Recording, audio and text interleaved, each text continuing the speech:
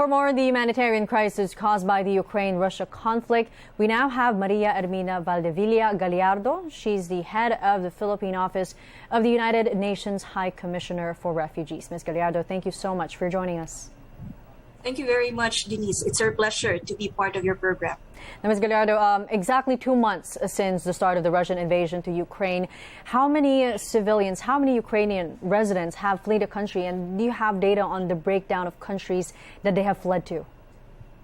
Well, based on the most recent report, UNHCR believes that there are about 13 million people who are still trapped inside Ukraine and who have been experiencing some difficulties in accessing basic needs during the hostilities.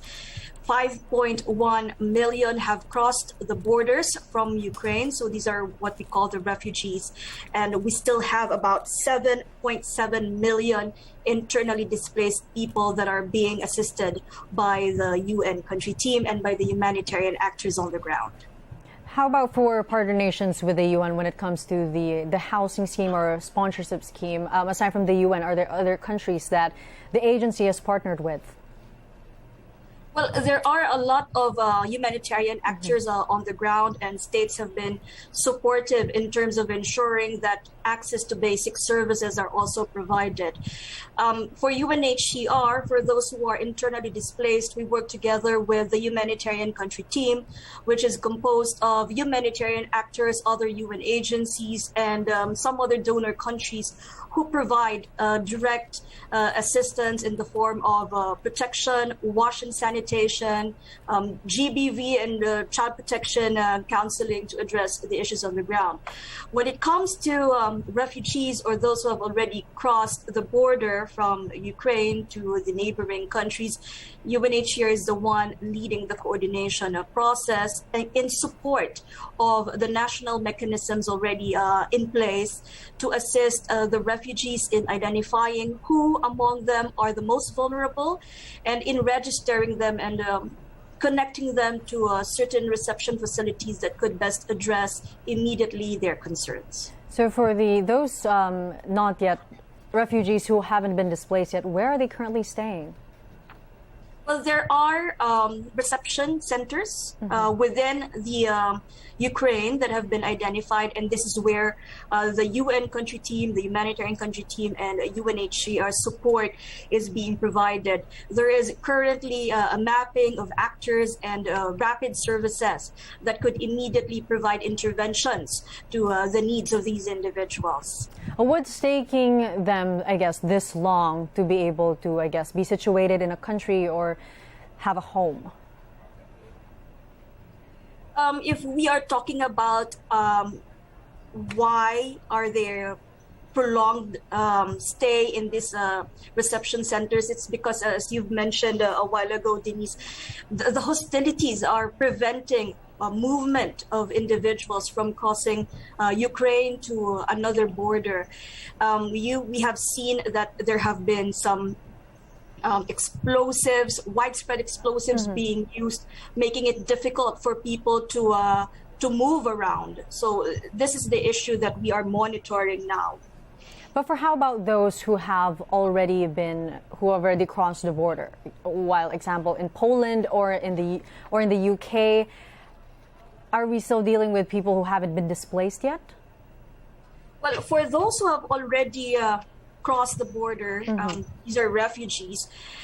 Different national systems are in place, so there are different mechanisms in terms of addressing their protection issues. But what we are monitoring most specifically are the most vulnerable ones. We are seeing incidents of gender-based violence, as well as child protection issues, in particular children who have been separated or unaccompanied when they arrived in their country of asylum.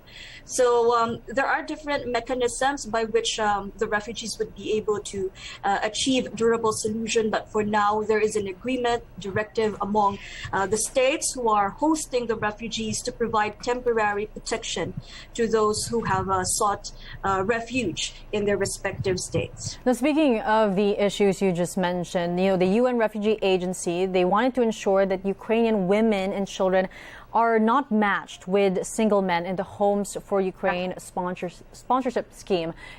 Are there any specific events that have been flagged to cause this? Well, we have been made aware of reports of incidents of gender-based violence, although we don't have the specific data on this, because the concern of UNHCR and its response is to prevent issues of gender-based violence and to address cases made known to us. So aside from this matchmaking that's happening between single men and the women, young girls, in the receiving countries, we're also monitoring the real possibility of trafficking through sexual exploitation, as well as conflict-related sexual abuse and sexual exploitation and abuse. So there are different forms of gender-based violence that are usually underreported within the context of armed conflict, and this is precisely because women who are victim survivors are reluctant to report these incidents, on top of the fact that the reporting mechanisms at this point are quite hard to access, given that hostilities are still going, there are problems with the connectivity.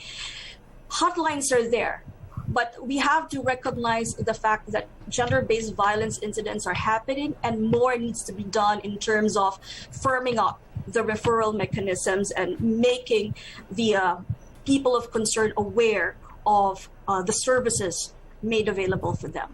Now, gender-based violence is already an existing problem, and I guess it's even highlighted even more because of the Ukraine-Russia conflict, that the refugee situation is proving to be adding to the situation. I know, of course, the Home for Sponsorship is, riddled with good intent, but it's not turning out as how it was planned to. Any measures, I guess, additional measures even before, to be pushed forward to protect these Ukrainian refugees?